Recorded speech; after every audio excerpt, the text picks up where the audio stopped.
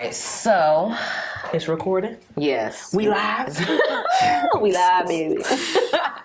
Hey, y'all. My name is Brandy. Welcome to the Growing and Flowing podcast. If you're new here, feel free to call me Brand. I love when people call me Brand. So today I'm super excited because I have a guest today, and it's been a while since I've had a guest. Today I have Drew. So Drew, go ahead and tell yourself. I mean, tell the world about you. For sure. I am Drew. Drew is not short for nothing at all. I will say that every single time. Oh my goodness, I know exactly what I want to say. My name is Drew. I am a believer that pineapples are the best topping on pizza. I just need to throw that out there every time I get a platform. I need to say that pineapples. I really disagree with that, but that's crazy. That's crazy to me. I can hear the disgust in your voice. That's crazy. Every time I'm gonna get pineapples on that pizza. Every time. That's what I want people to know about me. Okay. That I eat pineapples on pizza. I love that for you. Yeah, just for you. For sure. What else? I believe that children are the best thing in this entire whole wide world. I like to dance.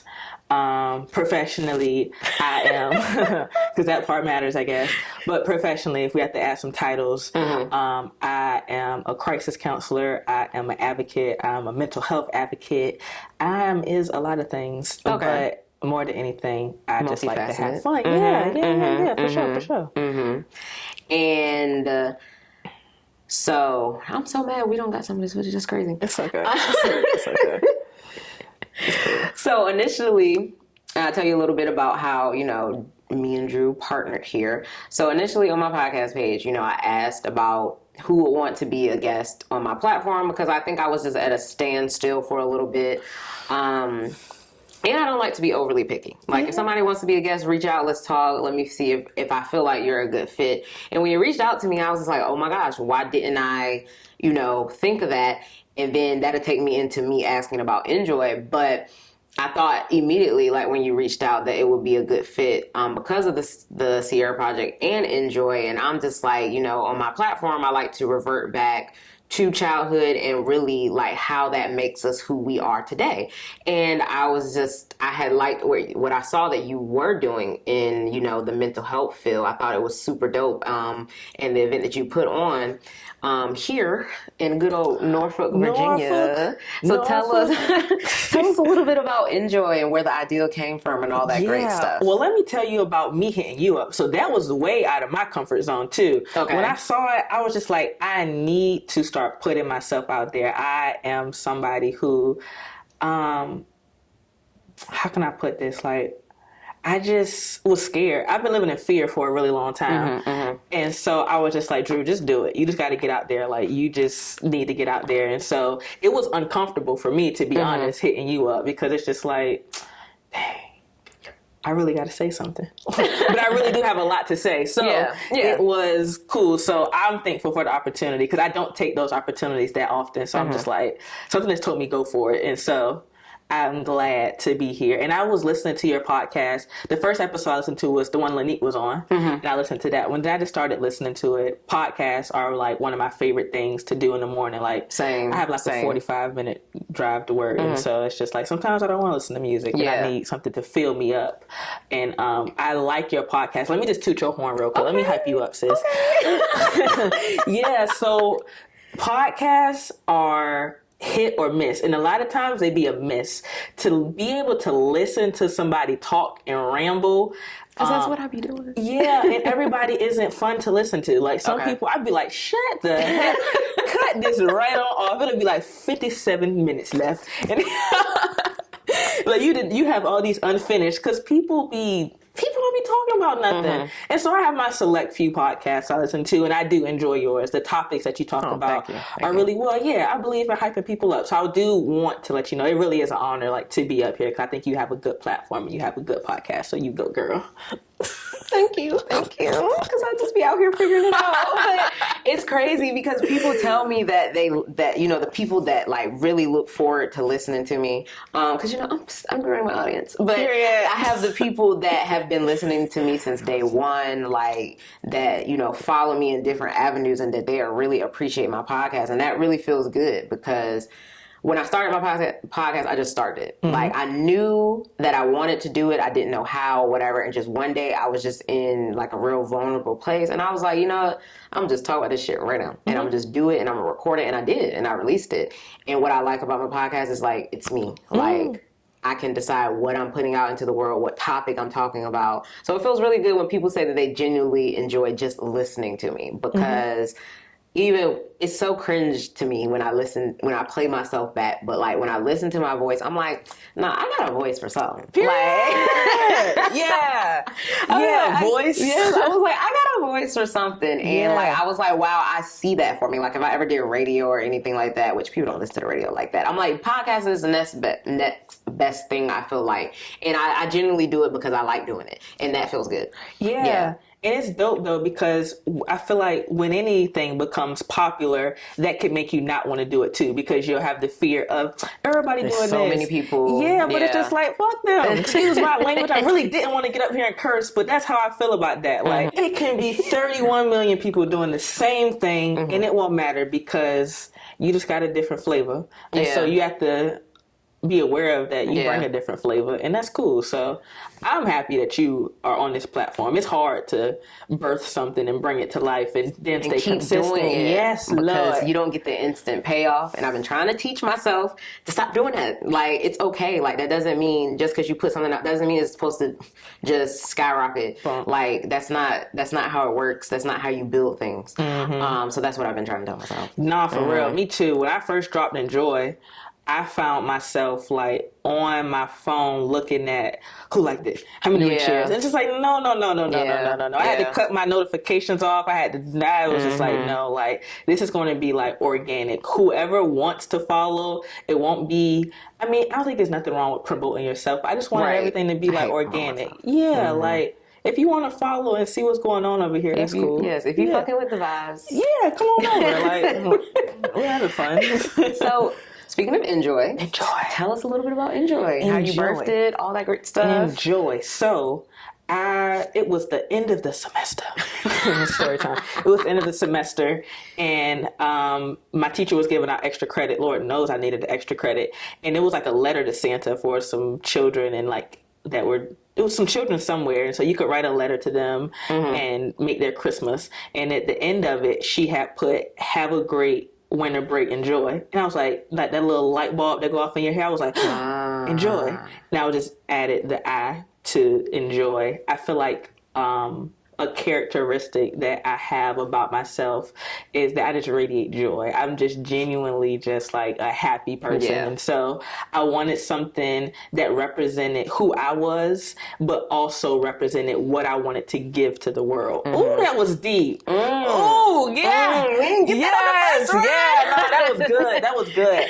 I want people to enjoy life, and I want people to be in joy. And so I actually also, as I got deeper into figuring out INJOY, I got it from a Bible scripture, and it's James 3:1 that says, consider it pure joy, my brothers and sisters, whenever you face trials of many kinds, that it is a testing of your faith.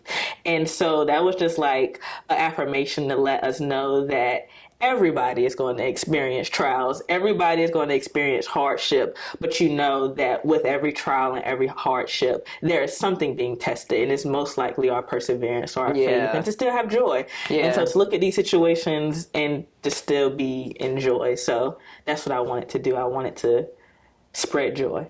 That's super dope. That's super dope. And you had your festival during during Mental Health Awareness Month, which I know that was I know you did that on purpose. So what gave you that final push? Because I know you said that it's been an idea for maybe about close to 2 years.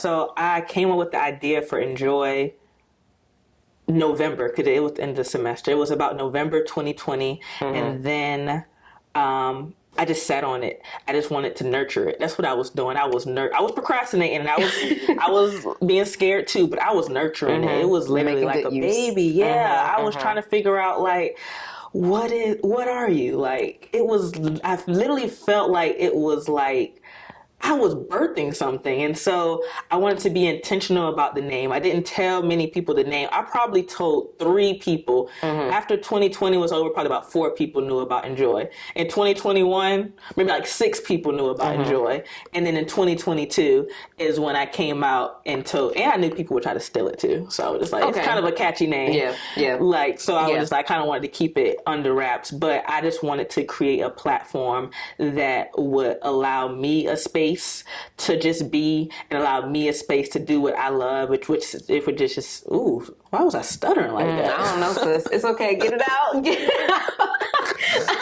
My God. Snatch my tongue out. I wanted a space where I could be myself and where I could serve. I am all about service. I believe that serving just does something different to your heart.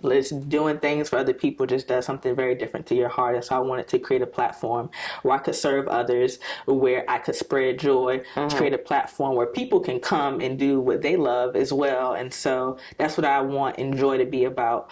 And I'm still figuring out what INJOY actually is, honestly. Like, people ask me, and I'd be having to pull out my phone, like, hold on, let me read my mission statement. I'm trying to still figure out what that is and my values and stuff. But I released it in March, and I will definitely say it has changed. Like, the mission of it, I'm still really figuring out exactly what you want it to be, and all and of being that. okay with that, because people want you to have all the answers, and I don't. I'm still figuring it out, and I'm okay with still figuring it out. It's still a baby, and so babies grow, and so as the needs of the organization grows, INJOY is going to grow too. And so, but right now I know that right now I know that we stand for mental health, and we stand for people, and we stand for service. That's what I know right now. The next time we talk, who knows what it will be doing by then, but I believe that it will be doing great things, and I believe that it will spread a lot of joy and bring a lot of hope to people. So.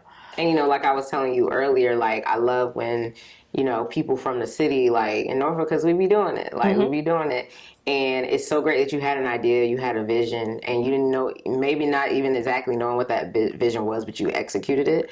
I think a lot of times we just get in our heads about things, like, and when I was talking to my therapist about, perception, the illusions, the things we plant in our minds about our ideas that we know are great, but we question every single little thing. So I'm glad you were able to go that extra mile and make it happen. You know what? I'm glad that I didn't try to run. So I started off school at a community college. I went to TCC. The community. Shout out to the community, because everybody shout TCC out. Shout out to the community. And then after TCC, my plan was to go to Howard. I really, really wanted to go to Howard. I love DC a lot, but that didn't work out. So I went to ODU, which was cool. I got a great experience there, but I was just trying to run. Like, I don't know what exactly I was running from. I just didn't want to be in Virginia anymore. I didn't want to be in the 7-5. I wanted to make a name for myself somewhere else and just be away. And then I started working in the 7-5. And so when I did work as a crisis counselor, and I was a behavioral coach, and I was a mentor, and I did group counseling at the detention center, like, the list goes on of the different stuff I did. But I was serving, and I was serving people in the 757, and it made me really passionate about the 757. And I was just like, I can't leave. Like, I feel like people leave the 75 all the time looking for new opportunities, which is cool. I'm all about traveling and getting new experience. I tell my mentees all the time, go somewhere else, travel. But I knew for me, I needed to stay here. I wanted to plant something here. I wanted to give something to Virginia, to the 7-5, and give people hope and give people resources. That's really what I wanted to give people, was resources. And so I'm glad that I stuck it out here. People be like, you going to live in the 7-5? I was like, I am going to die in the 7-5. Okay. Like, I'll travel and do other things, but it is something very special about the 7-5. We have some dope people here. And so, 75 for life. And and I think that we do, although I'm a part of the many that's leaving. But do what you gotta do. But We definitely do. Even here where we're recording, like I just never thought to seek something like this in the 757. Like I guess I automatically wrote it off. Like we don't have things like that, but we do. We have the resources and stuff like that. Even with your event, like you made that happen. That's something that happened in the 757. Wow. And yeah, you know, like, and I think people fail to realize that we have the resources. Like it's just all about just finding the resources. Like because it's just like. We're not in New York or California or anything like that. But we were still born here. We still have things that, you know, makes life enjoyable here. And I think often sometimes I don't even see that. Just sometimes just being that I've been here all my life. Like, and that used to be such a thing that I used to dread a lot like that, especially before I had moved for a little bit last year when I went to Atlanta. Which I wouldn't say it made me appreciate the 757 more. But I understand why people love like where they're from, the 757, wanting to make a difference. Yeah. I think that's really important, especially with your event. I think we were talking about earlier, like your turnout and all of that of your event. And you didn't think, were you unsure? But it was your first time doing an event. So yeah, my first time. And it was just absolute fun. It didn't feel like I was working. It didn't feel like I was, I mean, it was kind of busy, but it was just fun. Like I was having fun the entire time and seeing people having fun. And I was telling you that when I was looking at, like the next day when I was looking back at what people were saying and posting, everybody was like, the energy was great. The vibe was good. Like that's what I wanted. I wanted people, I wanted people to feel good. Like I wanted people to leave with resources. I wanted people to leave with connections. I wanted people to leave with hope. I just wanted people to leave better than they were when they came in. I wanted people to leave and know that every month of May we're going up. I'm pretty sure that people didn't even know the month of May was Mental Health Awareness Month. I'm not gonna hold you. I did not. I didn't. I'm sure you'll never forget now. Like everybody is gonna know that May is Mental Health Awareness Month. Yeah. And that it isn't just about celebrating Mental Health Awareness Month in May, but we just gonna turn up a little harder every May. But just to know that mental health is something that's not just trendy. And what was the coolest about it was so many people came out to celebrate a cause. We didn't come out to go to a funeral or candle lighting. Like we came to have fun in the name of mental health. Okay. Yeah, and that was dope. I think that's what the dopest thing, that people, somebody DM'd me and was like, I've never been to an event for mental health before. I was like, me either. That's why I wanted to create one. I wanted to see what could that look like. Like, what does an event for mental health look like? And so I just started going crazy in my head. Like, I want therapists there. I want brands there that promote self-help. I want brands there that promote healing. Like, man, people don't even know. The only thing that didn't fall through that I wanted at the festival was therapy dogs. The therapy dogs would have took it over the top. Okay. Yeah, but none of the dogs had graduated yet, so I couldn't get those. But yeah, the massage therapist was crazy. That was super dope. I don't even know if you know. So I had a bartender there. You did? Yes. And so I told him, I was like, I need you there. And I want you. I need you there. Yeah, I need you there. And I want to create a specialty drink for mental health. I was like, just make it green. I'll come up with the name.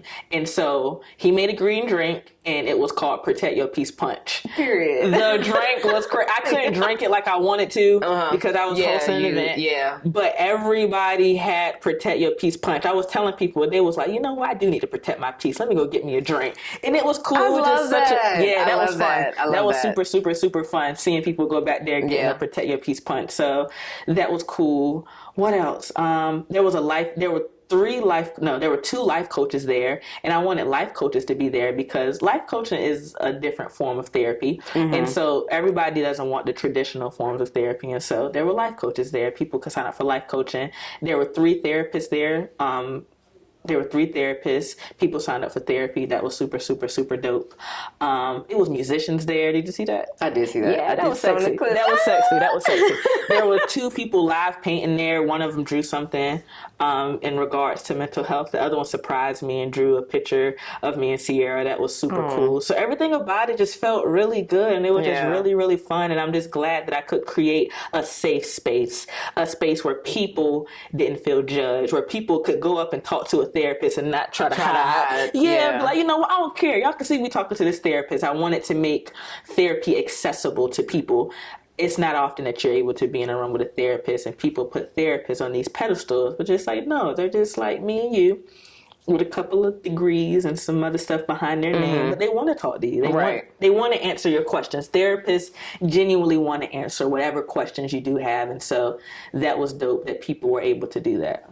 Yes, and I'm glad you were able. You had the intention. I was telling you earlier, like you are super intentional about what you want it to be or whatever that looks like to you, even though, you know, you said you're still figuring out the mission statement and all that, but that general consensus of what you want it to be. And it seemed like you knew what you wanted to execute.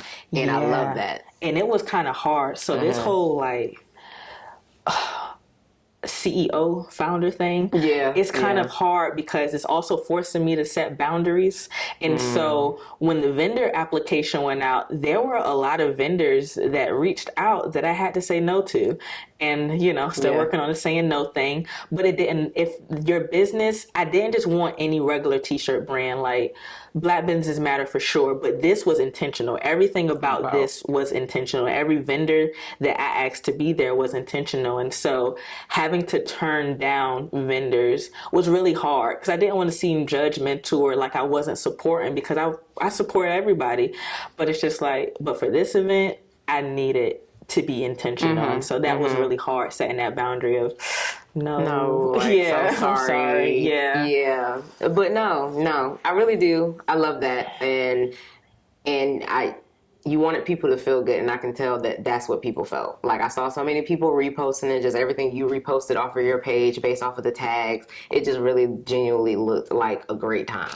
And if you thought that was crazy, we going even crazier next year. That's what you said. That's what you said. We going up. We're going super, super, super up. I'm already looking at the venue that it's going to be at next year, and it's going to be a day party one day. So it's going to be a 3-day weekend event. My back going to be hurting for the whole month of June. Oh my God, I was so tired. And it's going to be worth it? Yeah, forget it. I can wear a back brace. Whatever I need, a wheelchair, whatever. We can just make it work. But the month of May has just always been super special, and I've never done anything. So I was like, I'm doing something this year. I don't know what it was going to be, but I knew I wanted to do something for the month of May because mental health means so much to me. And so it meant so much to me also that people came out to celebrate mental health. I just love it. I do. Okay, so what was your first mental health struggle like, if you can remember? When I was in the 7th grade, I asked my grandmother to take me to therapy. I felt like something was off. I knew something was off. And I had knew that, so I'm a grandma's girl. I grew up with my grandma. And I had knew that there was a part of me deep down inside that was hurting from not being with my parents or not living with my parents. But I was in 7th grade. You knew that very young. Yeah, I was in 7th grade. I didn't know. I just knew something was hurting. But it's easy. Everybody suppresses stuff when you're younger because you're just trying to have fun. I didn't really want to think about that. And so I knew that I knew I had ADHD. I knew that I had it. And so I asked my grandma to take me so I can get diagnosed. And we didn't do that there. She was asking me other questions that brought a lot of other things to the surface, which is what made me realize that I kind of felt alone, and that I wouldn't say I experienced depression in the 7th grade, but I definitely experienced feelings of abandonment or feelings of feeling unloved. And so, which created, other issues, which would created, my people pleasing. I didn't feel loved. And so I just wanted people to like me. And so I started doing things that would make people like me. What else? Yeah, I would say that was my first experience in the 7th grade. That was my first therapist I ever went to. And then I went to therapy again in college. When I declared a major in human services, she told me that every therapist, my professor said, every counselor needs a counselor. So I was like, well, let me get me a counselor. And I reached out to a Christian counselor because I was just starting to grow my relationship with God. And so I was like, okay, like, let me see what this is about. And she was ratchet. She was not good. I wanted to be calling honest. the lady ratchet. Yeah, I want to be honest that, Okay, you know, okay. therapy is a good resource, but every therapist isn't a good therapist. So sometimes you have to run through a few. You got to run through a few, and that's okay. I would definitely tell people, don't get too far. Within the third or fourth session, you'll know whether that person is for you. And I say that because after the third or fourth session is when you really start to open up. And so those first couple of sessions are just really an intake and getting to know each other. But I say that because it's already hard opening up. And so after you've opened up to one therapist and then you're like, I don't really like them, they have to open up to somebody all over again. And that can be discouraging. And so I tell people that within the first, you're interviewing a therapist too. So within like the first 3 or 4 sessions, if you're not feeling it, don't get too much further because you're just going to having to keep open up a wound and over and over and over again. So I tell people that. But yes, so I didn't like the second therapist. And so it was about the 4th session that I got rid of her. And so the therapist I've been going to now, I've been going to her since 2017, and she is the most amazing therapist in the world. She tells me about myself a lot. I really appreciate that. Yeah, she tells me about myself. She's real. She's a great listener. She lets me figure out my own things. Most of the time, like, I'll just be rambling, blah, blah, blah, blah, blah, blah, blah, blah, blah, blah, blah, blah. And then I'll be like, oh, that's what... And she'd be like, see? And so that's a misconception that a lot of people have about therapists, that they're good at giving advice. Therapists are good at listening. Once you talk about your problems enough, like, you be knowing. You hear it. You just be needing to say it out loud to somebody else. Know. You know. I'd be like, damn. Yeah. You know your man is raggedy. You know that you're trifling. You know, we know. Like, we genuinely know. Sometimes we just need other people to tell us. Yeah. But most of the times we know. And so she makes sure that I know. Like, she definitely is my reminder. And so, yeah. Okay. And then to bring it back to the question I asked, so I can give my response. I think for me, you know, a lot of it just came from, a lot of it, I have to say what it is. My lack of love in the household, I feel like really just had an effect on me throughout childhood, and honestly probably up until about 2 years ago.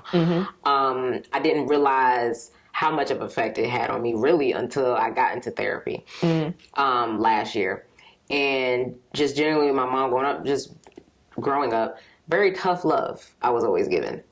You gotta figure it out. Like, or when we did maybe have moments here and there, it was very short, or she couldn't give me enough attention for it. She didn't give me that space for it because either she was always trying to make sure I was good, but it low-key used to make me feel guilty about it. Because, I mean, I didn't ask to be here. Exactly. And in general, yeah, of course, you're my mother. I would like for you to take care of me and all that other stuff. But I mean, you know, that's the basis of what you're supposed to do for me. And it was just, and I don't think, even when I bring up stuff now, I don't think she understands, like, how much different scenarios have affected me. Like, it's just caused me to be super closed off with some of my emotions. And similar to you were saying, people pleasing, I've done that in the past, just set my feelings aside for some shit that I was going through because somebody else is going through something. So let me hear you out and not deal with my emotions, which ultimately in different scenarios have led to coming up in the most negative ways. And even at school, like in the past, I used to feel weird about not knowing where I fit in at. And like I was telling you earlier with like cheerleading, I did that shit just to do it. I thought I loved it, used to feel some type of way about certain stuff, but ultimately it won't even the aspect of like actually cheering. It was always the, damn, I'm not good enough for X, Y, and Z. Like, so why can't I do that? Well, why don't they see that in me? When granted, some of that shit just wasn't for me. But because I was seeking that validation and that love in different aspects of my life, it just took a toll on me. And that was, as a kid, it was just very hard for me to do it because I didn't know what it was. I wasn't introduced to therapy. My mom, I tell my mom about therapy now. She's like, my mom's older. She's like, you know, I don't need therapy. I talk to God. Oh my gosh. I'm like, girl, okay, I understand. Like, Talk to God, girl. I understand, but I need therapy. Yeah. And even with certain stuff now, I still don't even feel comfortable enough to open up to her about certain stuff. Yeah. Because I feel like she just still doesn't give me that space to do it sometimes. Yeah. And when people used to ask me, like, what do I want to do in mental health, or what is your goal in mental health? At first it would be, I will always tell them, and sometimes I still say it now, to destigmatize mental health. And older people love to call people crazy. Oh my and I'm just gosh, like, I hate that terminology. Yeah, that's not cool. And so I think in the work I've done in mental health over the years, I'm past destigmatizing it. We know. I mean, Instagram every day is something, you see a post about mental health or something. Yeah, it's a trend, unfortunately. Yeah. It can be very trendy sometimes, which I don't like. But something that I appreciate about this generation is that we genuinely want to be better. Like, we want to be better. I feel like our parents and our older generation, it was no therapy. It was what stays and what happens in this house stays in this house. Like the tough love, like weren't really affectionate. Like, we genuinely want to do better, and it is the coolest thing in the world. When I see people like trying to practice like gentle parenting, or just trying to do something different than what our parents did, or just trying to take better care of ourselves, or really just trying to heal. We're just out here trying to heal. Girl, okay. I am not trying to be 35 still dealing with some shit that happened 20 years ago that I decided not to talk about or even bring to the forefront of my mind. Because one thing about me, I love to bury stuff in my subconscious. And I used to do that a lot, and that's how it used to come out in the worst way. Like, it used to be one thing after another thing after one thing, and then whatever the last thing would be, it would just offset all that other shit I just buried in the back of my mind. And it would just come out in a very negative way. But you know what we doing now? You know what we doing as like a generation? What we doing? We're growing and flowing. Yes! Growing and flowing. Okay. Growing and flowing. Okay, bringing the title back full Growing circle. and flowing. No, we really are. We're trying to be intentional. We are trying. I would definitely say that we don't always, and nobody always hits the mark, but I can just tell I look at things differently. Everybody posts about, oh, this is my soft girl era. I just want to be. Oh my gosh, everybody's sick of the soft girl era. Okay, I did repost something one time, but I agree with the one post, but I swear I've never just said it. No, it's cool. Embrace your soft girl. We don't want to be hard girls no more. We don't want to be city girls no more. We want to be soft. Yeah. I'm trying to figure out, Lord, where did that get me? But go ahead. Yeah, but no. I can just tell by the things that people post and people say that we just want to do better. Yeah. People genuinely want to do better, but they don't have the tools. Yeah. They don't have the skill set. They don't have the support to do better. And so I won't always say when you know better, you do better. You have to be intentional about doing better. We know a lot of things, but we don't always do those things. But I will definitely say that this generation is trying. Like, we are trying our best to do better. And I think that's cool. Yeah, because that's all you really can do, especially when I think about those days because typically I like to be hard on myself and trying to be better about it. But like when I have those days where I'm just like talking down on myself and I try to check myself, because I used to call myself dumb a lot. I'm like, girl, what is you doing? Like, that doesn't help anything. Like, I try to acknowledge like how far I've come, because sometimes you don't really see that, especially when you're going through something else, and especially when you have that familiar feeling. Like I was telling you earlier, with like I was getting more aware of when I was, maybe having a depressive episode. Like I knew exactly all the things that were happening. I'm very aware of it, but it's like, okay, so how do I navigate this different than what I did last time? And I'm very proud of myself of how I've navigated it different compared to last time. As you should be. I'm proud of you too, girl. That acknowledgement though goes such a long way for your mental, and how you were talking about, the other things, the other aspects that are in life other than just, being depressed or like feeling some type of way about something or having anxiety, like the overall quality of living. That's what I've been trying to focus on because that really helps. Yeah. I will say, like you said, you call yourself dumb. I'm super hard on myself. And something that I do is I replay a lot of the things that people have said to me, and that just makes me not want to do anything. So when I first got into the field of counseling, I remember somebody told me, "You're too young to be a counselor. Like, I'd rather go to a 35-year-old counselor than like a 20." Like, why would you say that? Now I'm going to keep thinking about that. I thought about that shit for like 3 years. Dang, that literally kept me back for like 3 years. And so it made me dim my light. So like all of this, all these lights and camera, it's hard. It's hard to be in the light because it's just like, do people really care what I have to say? Yeah. Like, do I actually have something to say? And so really, this chapter of my life, I would definitely call coming out of fear. Like like everything that I've done up until this point has been operating in fear. And so I'm just now to the point where I'm just like, you know what I'm saying? Like, it's time to shine and to not, and being okay with shining. I'm really trying. It's super, super, super hard to not water yourself down to make other people comfortable. I feel like I've done that for a really, really, really long time. Or just been in the background. Like, it's easy. It's easy to be in the background. But I believe that God has a higher purpose for me, and it's not in the background. And so being in the light, all of this stuff right here. Put yourself out there. Yeah. It's like, I think I learned when I moved, when I had moved to Atlanta, because that was my first out-of-state move. It was like, and I had did it without a job. And I'm glad I did that. But I was in this super uncomfortable stage. And the thing is, I couldn't do anything about it.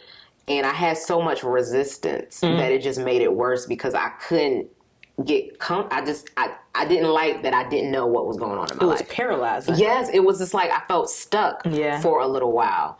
So it's good that you know that you're doing the things to stop dimming your light because, like you're saying, like you need to be in the forefront, and I see it. I see it. I'll say, I'm pretty sure you was gonna ask. We was gonna get there eventually. Okay. What? I will say that Sierra has definitely helped in that one of the last conversations me and Sierra had was on the phone. And that was the last conversation. I was leaving work and we both were always busy. And so she had just came from out of town and I was like, I need to hear about your trip, girl. And, but I was like, I got a meeting at 4:00, so it can't be that long. Just give me the gist of it. And she was so happy. And I was like, well, put it on your calendar. May 21st is going to be the Feel Good Festival. I love you. I'm proud of you. And that was the last phone conversation we had. But the day after that, I was featured in a vlog and she commented on it. And the last thing she said to me was, I'm happy that people get to see what a light you are. Keep going. And that's so cool to me. And it sticks with me every day. It's because like, she has been seeing that light. Like I've done a lot, but I haven't really publicized everything that I've done because I've been living in fear. Yeah. And so thinking about her saying that, it was just like, I'm glad that people get to see what a light you are. So now it has actually encouraged me to come out into the light and just continue to be a light and not be afraid to be a light. You would think that, well, some people do it for different reasons, try to create a platform for different reasons, but I just wanted to be intentional. I needed to get to a place before I came into anybody's light where I wasn't seeking validation, where I didn't care about the likes, that I'm going to say what I got to say regardless of it. Just get 2 likes or 2,000 likes, whether people think I'm cool, whether people don't think I'm cool. I needed to do this. I needed to get to a place where I was comfortable within my own self before I came into any light. And it's still hard, but I will say these past couple of years have been coming out of fear, and I feel like I just came out of identity crisis too, trying to figure out who the heck I am. Like just graduating college and then trying to get a job. It's just like you feel lost and stuck sometimes, and people try to put you in a box. And so I realized that I'm not a box person. Like boxes kind of irritate me. And Same. I was saying this to somebody last week. And so realizing that, I work in mental health and I've done a lot of counseling, but I'm a creative. I like to do things that are creative, hence the Feel Good Festival, or just hence a lot of the other different things that I plan to do that are just finding creative ways to raise awareness. Without always saying mental health matters. Like, like saying it in a different, because there's many different different ways. Now you get me. But I am. Yeah, you seeing the vision. I'm glad that you Yes, can, I'm like, seeing the vision. Yeah. And I realize that comes also when you get more in tune with yourself. Because not so long ago, somebody was telling me, like, you're super creative and you don't see it. I don't think you look at yourself the way that I do. I'm like, no, I don't. Like, what do you mean? Yeah. Oops, excuse me. Because I think I've come into self maybe within this past year and a half, like really identifying with who I am. And it's been weird in a way too, because I realized that I have creative ways, but it's like, what does that look like to me? Because I think I don't want to be in the box, but I think I used to think of it that I had to identify as this. Yes. Or I had to feel like I had to be a part of that to feel like I belong. But it's like, why? Yeah. That's why even with, I just posting up there now, but on my hair page and shit like that, like, I'm not doing the stuff that I know can get the likes. Like, I'm not doing that. I stopped doing that little fake, hey, like, I stopped doing the things that I knew weren't me just because I'm fitting in and I'm conforming by doing those things. Yeah. And that's okay if it's going to take people longer to gravitate towards me, because the right people be finding me.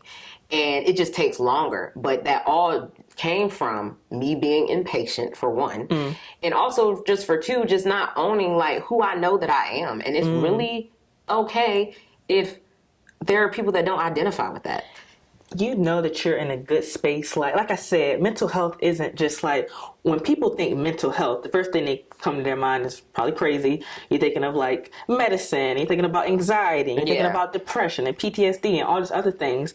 But to me, mental health is like being your most authentic self. Yeah. That's what it is. It's so much power in doing that. Yeah, because so many people suppress we suppress so much about ourselves, and we suppress who we really are, and we hide parts of ourselves, and that affects our total well-being, our total quality of life. If you aren't being all the things that you genuinely want to be, you're not living a happy life. And so one thing that you cannot escape is your mind. You cannot escape. At the end of the night, you can go to bed, and you know it's going to be there. That's all. Yes, it's going to always be there. You can't escape it. You can't escape sadness. You can drink as much as you want. You can sleep as much as you want. That's my favorite. You can. I'm like, all right, so we about to go to sleep. I'm going. Sleep. I'm doing this shit in the morning. Yes. Sleep is my unhealthy coping mechanism for sure. for sure. But when you wake up, it's right there. Yeah, it's nothing you can do that can genuinely escape what you're going through. And so just go ahead and deal with it. Go ahead, go to therapy, write about it, talk about it, do what you need to do. Yeah, just do what you need to do. And that's why I'm really big on telling people in general, it can be the most simplest things. I just tell, like what you like. Yeah. Do what works for you. One of my friends, she was asking me last week or the week prior to, about something just that she wanted to buy. And she was asking me my opinion about it. And she was like, really? She was like, 'cause sometimes I think I be doing too much. And I was like, why you feel like that? And she was like, I don't know. I'm like, because what you want costs money. Like, if you genuinely, I think we put this cap on, even if it's a materialistic thing, but I'm talking about in general too, but this happened to be materialistic. I'm like, it don't matter what the price is. Like, if it's something you've thought about and you want it, and why are you worried about how other people are going to perceive it? That's some shit that you like. Buy it, wear it, do whatever, do you. And I'm so big on telling people that, like, stop seeking that validation, because I used to be that girl. And in general, like, I don't care what people think of me, what people got to say about me, because at the end of the day, I'm gonna be me. Like, no, I have to live with me. Like, you know what I'm saying? So, like, you saying that little slick comment or whatever, okay, so how did that make you feel? What did that do for you? Great, you got that out. Good for you. Yeah, no, I needed you to say that. Like, dead serious. I needed you. And when you said that, like, your friend asked, am I doing too much? That's the thought that goes in my head a lot. Am I doing too much? Like, does something really need to be said? Should I speak on this? Like, or I am just a very energetic person in general. And you just being you. Yeah, and so sometimes, like, I'll be somewhere and a song will come on and I'll just want to do the worm. I'm just like, am I just doing too much? But no, if I want to do the worm, if I want to embrace my inner young barbecue, I'm going to do that. That's not doing the most, as being me. And I can only be me. And so I'm trying to be more comfortable with just being myself. Yeah. And so you saying that just kind of like validated. Just be yourself. Just be yourself. And if people gonna rock with it, they gonna rock with it. And if they not, it's really okay. And I remember some months back, it was something here local. It was an event. I would say it was kind of like intimate. And I was there with my friend and I was telling her that I just felt weird because I'm not trying to like be like toot my own horn or nothing like that. I'm not trying to do that. I just felt like when I came in, like people were like looking at me and da da da. And then I remember a while back somebody had told me, I don't think you realize that more people like you than what you think. Like, you know what I'm saying? But I hadn't thought about myself like that. You don't look at yourself in that light. Yeah, you know what I'm saying? Like, it's just like, I'm just being me and just, whatever. But I'm like, damn. And then it's just like, even some of the people that had came up and talked to me or whatever, somebody there, they told me they listened to the podcast, a dude actually. I asked him, I said, are you lying? I only asked because I never really expect dudes to listen. I don't know. I just don't. But I have a great male audience actually. But it was just interesting the people would just gravitate towards you just based off of your energy that they just like. I'm confused every time somebody reply to my story or comment under a picture. You'd be like, oh my God. They'd be like, that was so beautiful. I was like, dang, I just was typing. Like, that was like, it. Who, me? Yeah, like I think one, it keeps you humble when you don't look at yourself in that light, but also, as we talked about, like coming into the light, recognizing that you have something to give this world and you have a voice. And so using that voice and so that's what's up. Yeah, man. So when you're, I would say maybe going through a really difficult time, what helps you cope? When I'm going through a difficult time, the first thing I always want to do is go in nature. I love nature. That has been my jam. Yes, I love going on walks. Like, it's just something, my Angelo, it's just something about the trees that make all your problems feel so small. Yeah, but seriously. No, but really. Yeah, it really does. It's just, I feel away. My life is very like busy, like all the time. And it's a lot of people that reach out to me and need something. And I don't mind it because like, this is the life I live. But whenever I'm going through something, I know that I need to detach. Like, I just need space. I need to fill my cup back up. I need to spend some time with God. I need to check back in with myself. Like, when the last time you checked on yourself, Drew? Like, have you like had time? Are you good? Yeah, are you actually good? And I'll never lie. Somebody can ask me, how you doing? I'd be like, it's been a rough day. I just don't believe in lying about how I'm feeling. I recently stopped doing that. Yeah, I'm not going to give you the whole spiel because really nobody wants to hear the whole thing but my therapist. But like, I'm going to be honest with you. If I'm not having the best day, I'm like, it's a rough one. Yeah. But normally I try to go in nature, try to go on a walk, writing, which is crazy, journaling. I love journaling, but I recently realized last year that I'm in a good space when I'm journaling consistently. And when I'm not journaling consistently, I'm running away from something. Because journaling forces me to deal with whatever it is that's going on in my life. And we don't like to deal with things all the time. So when I'm not journaling, it's just like I'm running away from something. Music. Definitely. I'll just get lost in music. Music is probably one of my favorite forms of self-care, is finding new music. I'll play the same song over like multiple times. I love looping me a song, okay? Yeah. Yeah. I've been doing that a lot recently. What else? Being around friends. I would definitely say like that's what I do in therapy. Going to therapy is a good one. But yeah, I would definitely say like checking back in with myself to be like, okay, how do we get here? Yeah. How do we get here? And what is our cup? Are we like past E? Like, or like, do we got a little bit of fuel? Because I like to check my capacity. I like to check, all right, how much do I have to give? Yeah. And am I in a space where I don't need to give nothing? Yeah. And that means not answering certain phone calls. If certain conversations want to be had, I'll be like, capacity. Like, I can't give you nothing right now. Like, I'm trying to be something to myself. And so those are some things that I do. Okay. What you do? I was about to tell you. Yeah. So I just discovered like maybe like a year and a half ago that I do like being outside. In Georgia, there was like a lot of trails and stuff like that. So I used to do that like super often. I think that really just, I don't know, it just unlocked something for me. So I really love me a walk. I literally just went to the beach yesterday. I really focus on grounding myself. I put my toes in the sand, but no, when I'm in nature, taking those moments of silence. I was just talking to my friend like last week. We were just outside and like she was telling me about a documentary that she watched and yada yada. And she was basically talking about the languages of birds. Okay. Ooh. Yeah, and like I was talking about how I was annoyed by the birds just because they were so close to me. I was like, oh my gosh, y'all are loud. But she was like, she was telling me about the doc and like basically saying like how other creatures, they're communicating just like we're communicating now. That's just the way that they communicate. And I was like, dang. So in general now, like even since she said that and before that, like there's beauty in everything.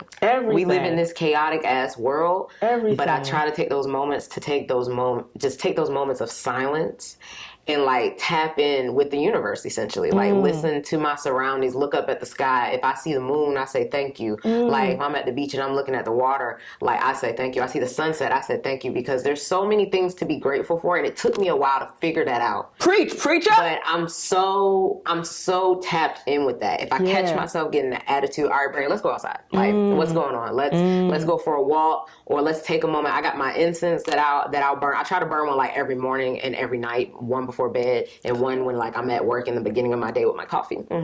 So like a routine. Yeah, like trying to set up those certain routines that make me come back to self. I try to really take being present. Yes, I try to really be present and out talk myself into whatever I'm about to get my attitude into. Yeah, like I check myself and I let myself know that it's okay to feel how I feel. But it's like, okay, so where do we go from here? Like, and I don't always have to have it figured out. Yeah. But just having those mindful moments really help me out. I try to meditate. It's not as consistent as I would like it to be, but I told myself that that's really okay. Grace. Yes. So either I'll do me a short, quick meditation a few times throughout the week, or I'll take the time if I really feel like I need some soul cleansing. I've made it to 20 minutes a few times, and that's major for me. Yeah, that's a long time. That's a very long time. That's a very long time. But I've been able to tap into myself a different way when I do that, but I don't do it OD often because it's not ideal for me. But when I do that, it feels like I'm like cleansed for a little bit. So like meditating, journaling, I realize I like to do it when I feel like I need to do it. Yeah, I don't like to do it like every day or like maybe not even every single week. When I really feel like I got something pent up in me and all those other scenarios not working for me, I'm like, all right, now, girl, let's write it down. Yeah, let's write it down. Everybody had a thing though. You gotta know what's your thing. I have to figure out my thing and the things that work for me. So that. I do things to please my inner child. That's been very important for me. So like even like while I'm at my mom's house, walking around the neighborhood, that just brings back childhood memories for me. Even going down towards the corner.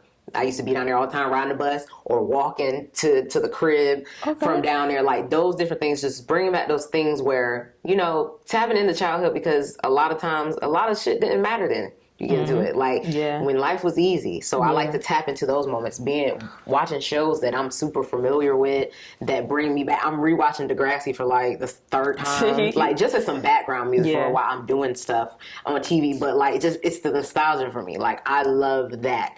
So I just, those things calm me down, and just tapping into content. Like I love an audiobook. It's hard for me to concentrate reading, but I love it's, you have to focus. Zero down and that's hard for me, but I love an audiobook because that's why I like podcasts. I have podcasts as well.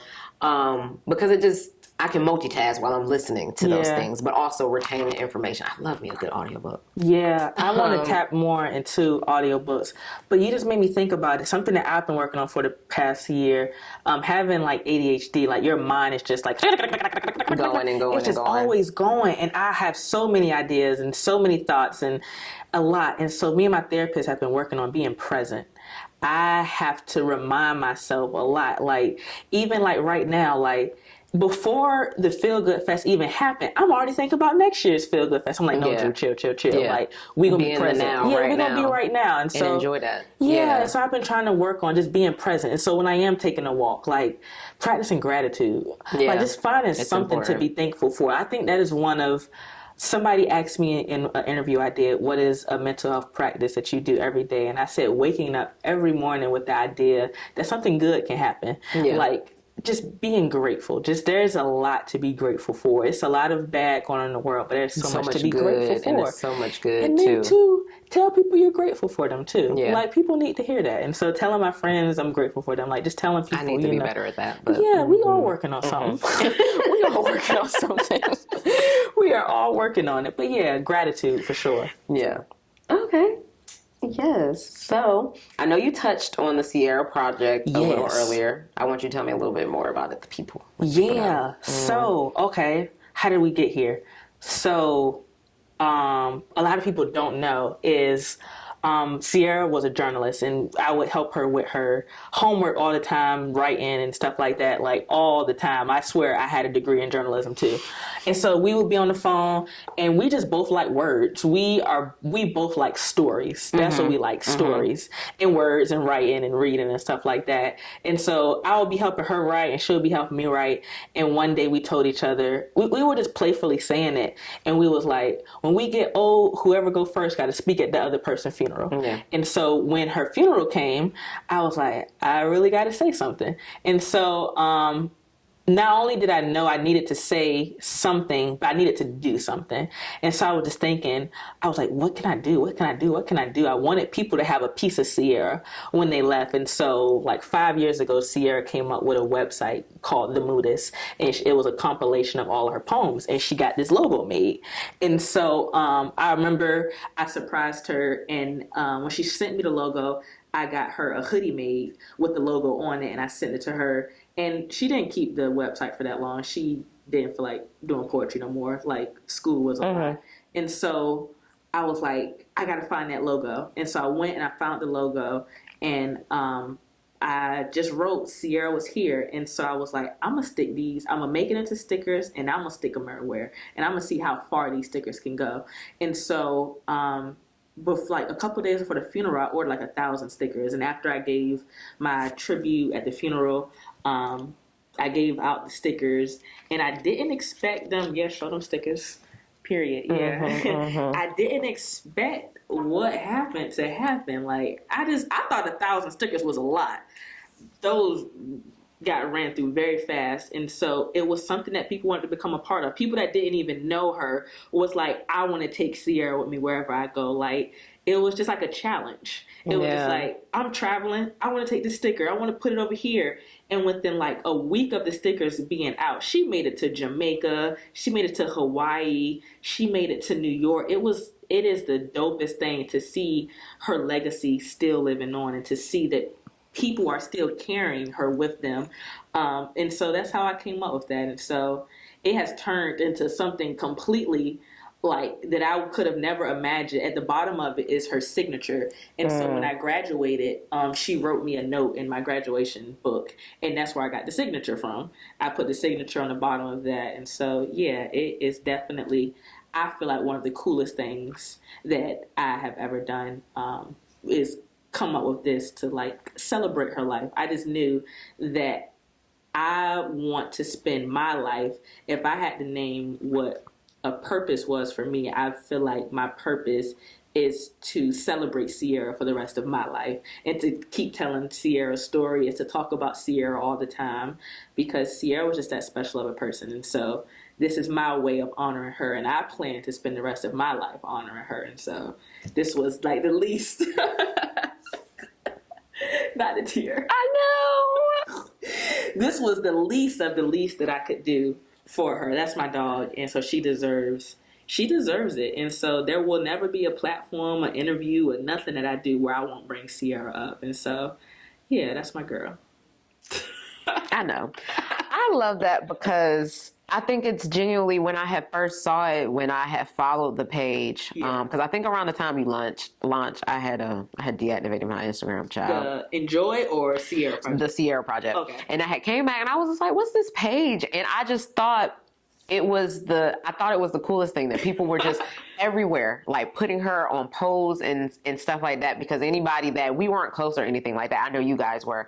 But anybody that has ever had any interaction with Sierra, been around Sierra, talked to Sierra, literally the sweetest person ever. And if anybody deserves that, it's like to be represented in this way, it's her. Yeah, man, it's the least. And our friendship was a friendship. I valued that friend, it is a friendship that I value. I was very raggedy before I met Sierra. Sierra is why I'm so passionate. She taught me how to fight for what I believe in. She taught me so much.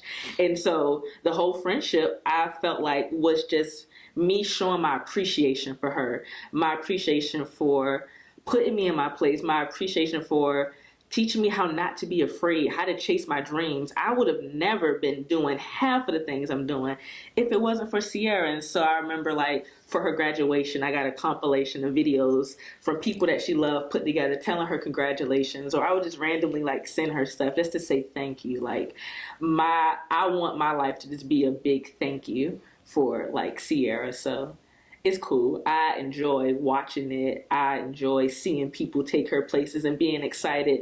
People text me and be like, I forgot my stickers. I'm so mad. I was like, it's okay, you'll travel again. Yeah.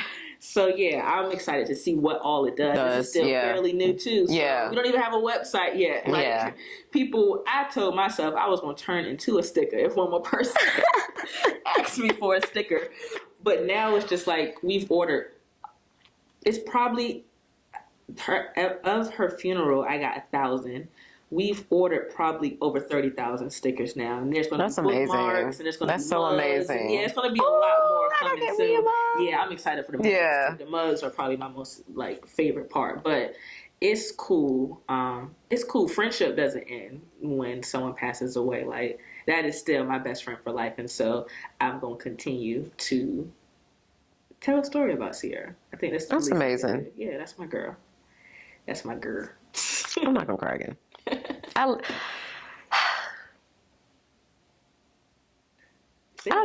Say what you gotta say. You got it. No, I think I just love how passionate you are, and I can tell the things that you are passionate about, just the way that you talk about it. Like the love that you have for her that you were just talking about, it radiates, and you talking about it. That's dope. That's dope. I'm passionate about people. Yeah. I love people. And Sierra was a special people. Yeah. And so anything that I can do, or any chance that I get to talk about Sierra, I'm going to go off. I consider myself her personal, like, Kurt Franklin. Like, Kurt Franklin is, like, the most hyped person in the world. Yeah. So, do you want a revolution? Do you want a revolution? I'm going to keep hyping her up every single time. Every article she ever wrote, like, anything that she's ever done, I've always just been there hyping her up. And so I plan to continue to, like, keep doing that. And I feel like there's no greater honor. Like, I'm not the biggest fan of titles. Like, I had such a hard time, like, introducing myself, like, counselor. Like, the best title I feel like I have is friend. Is being a friend to somebody is the dopest thing in the world. And so I value my friendships very much. And so that was the least that I could do for Sierra. That's so beautiful. It is. So next, do you have a pivotal moment that you feel like aided in your growth? In your life, do you feel like? I feel like I've had a few. I'll definitely say Sierra passing has been one of the most, it forced me to come out of the darkness. Like, I was going to drop INJOY in March anyway. Well, I don't know. I probably would have kept procrastinating. But there was something that was like, you have to do this now. Like, Sierra said, keep going, so you got to keep going. Me and Sierra will talk about INJOY. So I feel like she has ignited a fire inside of me that has made me kind of turn my savage up and not be afraid. I would definitely say, like I keep saying, I feel like I'm just now coming out of fear.